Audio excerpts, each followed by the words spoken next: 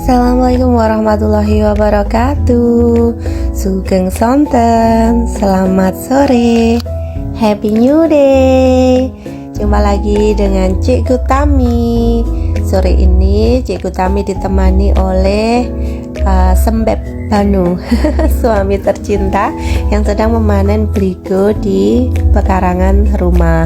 Alhamdulillah beligo ini kita tanam sendiri dan sangat berbakti ya, berkali-kali berbuah, dan meskipun sudah dibagi tetangga hasilnya masih banyak sekali dan jarak panennya itu terlalu dekat. Dan hari ini kita mau bikin manisan, karena kalau dibuat sayur saja itu lebih-lebih, karena biasanya beligo itu hanya buat campuran sayur bening dan sebagainya. Hari ini kita mau bikin manisan agar lebih beraneka ragam olahan beligonya. Dan kita potong-potong seperti ini ya, dengan potongan buah yang biasanya untuk membuat es podeng ya, biasanya pepaya atau melonnya biasanya dipotongi dengan pisau seperti ini. Nah, kita potong beligonya juga seperti ini, tidak terlalu tebal tapi agak panjang agar nanti saat direbus tidak menyusut atau tidak terlalu lembek gitu ya.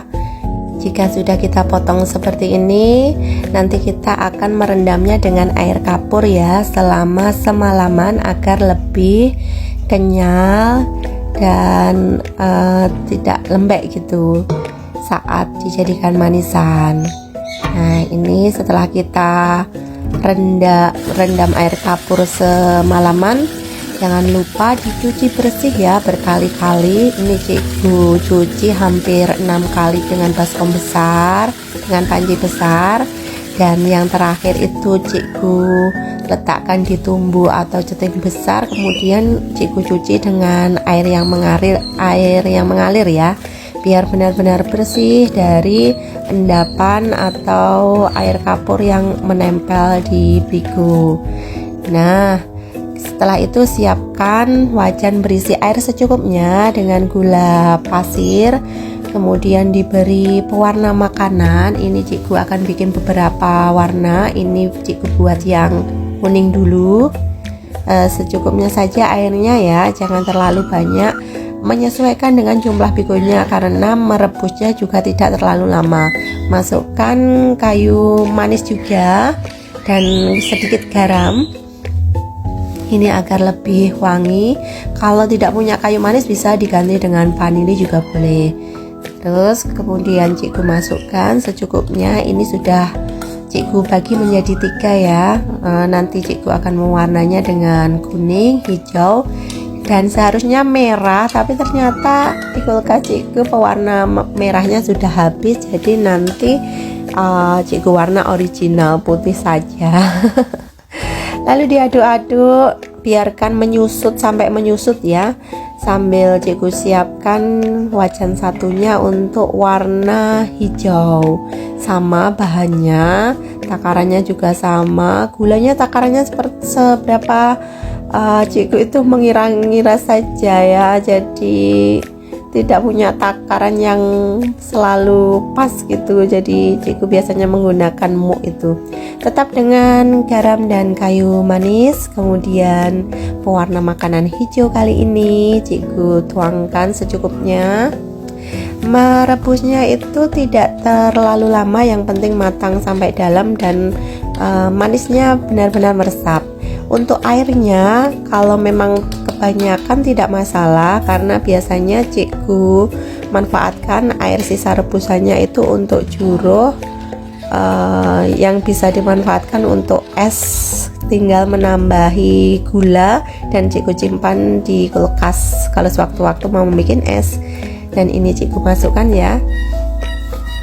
Dan manisan beligo ini juga bisa untuk campuran es buah atau dibikin es podeng seperti itu, karena rasanya hampir mirip dengan pepaya yang ada di es podeng.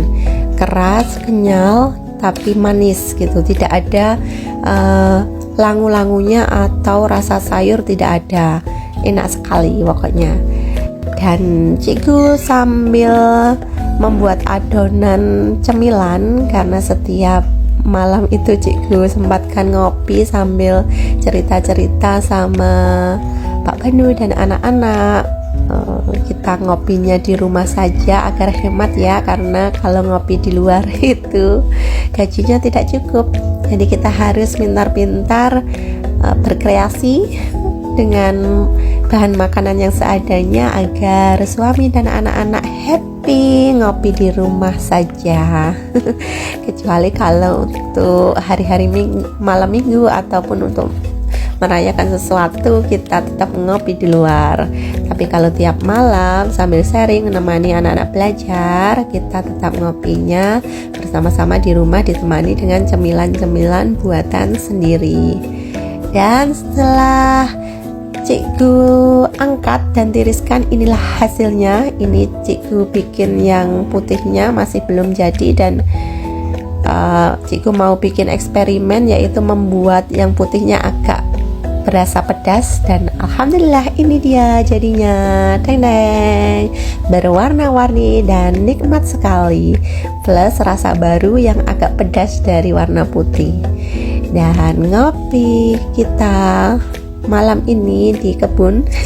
Setelah maghriban dan mengaji, kita ngopi di kebun ya. Kebun ini ada di timur rumah dengan lahan seadanya. Biasanya kita ngopinya di teras, kali ini kita ngopinya di kebun.